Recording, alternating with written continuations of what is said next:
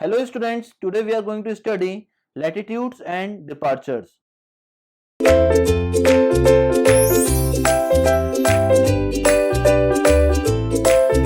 Now what do you mean by latitude and departure? Suppose that this is our quadrant system, that is north, east, west and south, and it is the origin, that is 0, 0.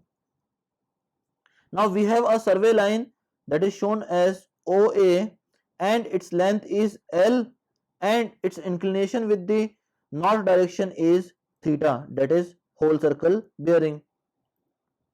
Now the projection of survey line on the reference meridian in the north-south axis is known as latitude. It means that the projection of survey line either on north axis or in south axis is known as latitude.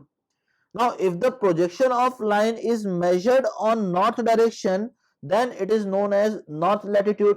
If the projection of line is on the north reference axis or in north direction, then it is known as north latitude or positive latitude or northing. And if it is in south direction, that is in this direction, then it is known as south latitude or negative latitude or southing. Okay, that is all about the latitude. Now we can move to the departure.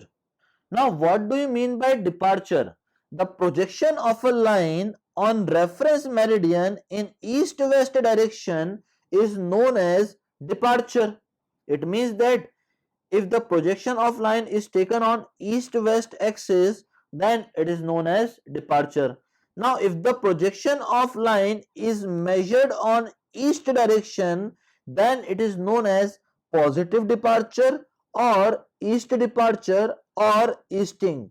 And if it is measured in west direction, then it is known as negative departure or west departure or westing, which is shown here.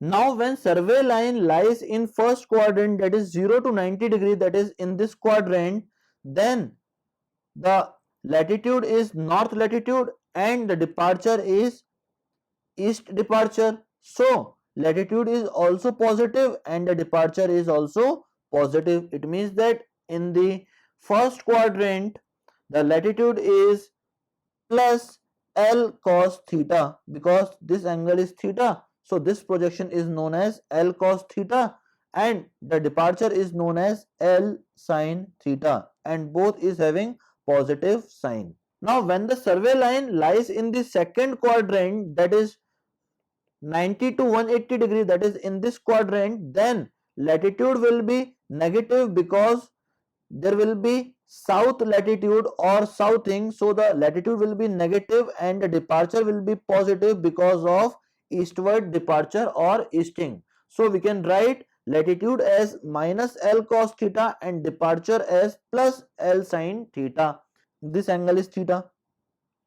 Similarly for the third quadrant, that is from 180 degree to 270 degree, if this angle is theta, then latitude is negative as well as departure is also negative because there will be southing and there will be westing. So we can write latitude as minus L cos theta and departure as minus L sin theta.